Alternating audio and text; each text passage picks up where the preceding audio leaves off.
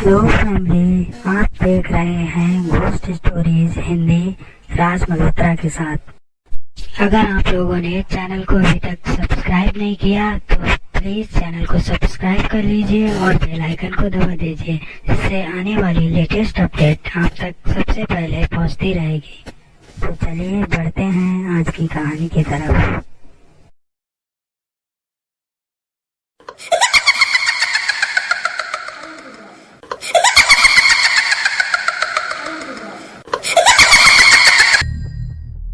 एक सुबह अनुज के घर उसकी नानी का कॉल आया। उन्होंने फोन पर बताया कि अनुज के नाना की तबीयत बहुत खराब है और वह अपने आखिरी समय से पहले एक बार अपने सभी परिवार से मिलना चाहते हैं। उस छलावे के डर से अनुज के माता पिता उसे गांव नहीं ले जाना चाहते थे, तो उन्होंने अनुज को घर पर ही रहने को कहा और साथ ही एहतियात बरतने को भी कहा। अनुज अपने नाना की चिंता और इस अफसोस में था कि वह अपने नाना जी से उनके आखिरी दिनों में कभी नहीं मिल पाएगा। यह सोचकर अनुज बहुत दुखी हुआ। उसने अपने माता पिता से साथ चलने की जिद करी, लेकिन उसके माता पिता ऐसा हरगिज नहीं करना चाहते थे। पर अनुज बिल्कुल नहीं माना, तो हार कर उन्हें अनुज को अपने साथ ले जाना ही पड़ा। शाम होते ही वो तीनों गांव के लिए रवाना हुए। दुखी अनुज अपने नाना जी के लिए बस रोए जा रहा था। अगली सुबह जब वे लोग गांव पहुंचे तो उन्होंने देखा कि घर पर गांव के लोग इकट्ठा हुए हैं। अंदर से रोने की आवाजें आ रही थी।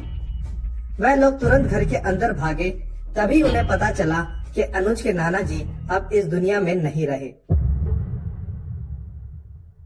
शाम होते ही सब लोग अपने घर चले गए और अनुज अकेले कमरे में दुखी मन से बैठा हुआ था। तभी अचानक किसी ने अनुज के कमरे पर दस्तक दी। अनुज के पूछने पर दरवाजे के पीछे से अनुज के पिता की आवाज आई। उन्होंने कहा, अनुज दरवाजा खोलो बेटा, यूं अकेले बैठने से कुछ नहीं होगा, बाहर आ जाओ। अनुज को अपने पिता की आवाज में कुछ फर्क सा महसूस हुआ, लेकिन उसने दरवाजे के पास जाकर फिर से उनसे कुछ पूछने की अभी कोशिश ही की थी कि तभी उसे एक बार फिर से जलती हुई लुबान से वैसी ही बदबू आना शुरू हुई जैसे कि उसे 1 साल पहले अनुभूति हुई थी। यह देखकर अनुज के पांव के नीचे से जमीन खिसक गई। वह बेहद डर और हैरत से लोभान से आते हुए धुएं को देख रहा था और तभी एक बार फिर से अनुज के कानों में वही डरावनी आवाज कौंध गई जिसे उसने 1 साल पहले सुना था। वो शरीर में सिहरन पैदा करने वाली आवाज आज भी पहले की ही तरह दिल दहला रही थी और इस बार अनुज डर के मारे वहीं बेहोश होकर गिर पड़ा। अगली सुबह अनुज ने अपनी नानी को रात का किस्सा विस्तार से बताया और पूछा, मुझे इस छलावा के बारे में सब कुछ जानना है। उसकी नानी ने उसे डांटते हुए कहा, नहीं, यहाँ कोई उसका नाम नहीं लेता और ये हिदायत भी दी कि तुम्हें भी नहीं लेना चाहिए। पर अनुज नहीं माना और फिर से उस छलावे के बारे में पूछने लगा। हार कर उसकी नानी ने उसे शुरुआत से पूरी कहानी बताई। अनुज के अलावा आज तक कोई भी उस छलावे से बच नहीं सका था। जिसको भी वो छलावा दिखा उसे मौत की नींद सोना पड़ा। जिस खतरे को अनुज के नाना नानी सोच रहे थे कि वह खत्म हो गया है, वह खत्म नहीं हुआ था, बस टला था। लेकिन उस गांव में ऐसा क्या हुआ था जिसकी वजह से उस गांव को इस भयानक बला के आतंक से जूझना पड़ा। इसकी शुरुआत 70-80 के दशक में हुई, जब उस गांव में एक महिला रहा करती थी। लेकिन बदकिस्मती से वह महिला जब भी गर्भ धारण करती थी तो किसी न किसी वजह से उस महिला का गर्भपात हो जाता था, जिसके कारण उसके मां बनने का सपना अधूरा ही रहा।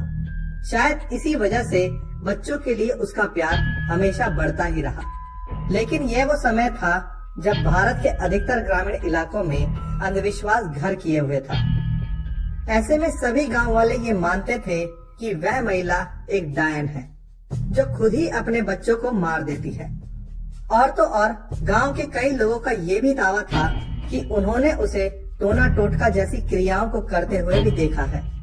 लेकिन सच क्या था ये किसी को नहीं पता। आदतन वो महिला जब भी किसी बच्चे को देखती थी तो वह उसके साथ खेलने की कोशिश करती थी और बच्चे भी उसके साथ काफी खुश रहा करते थे।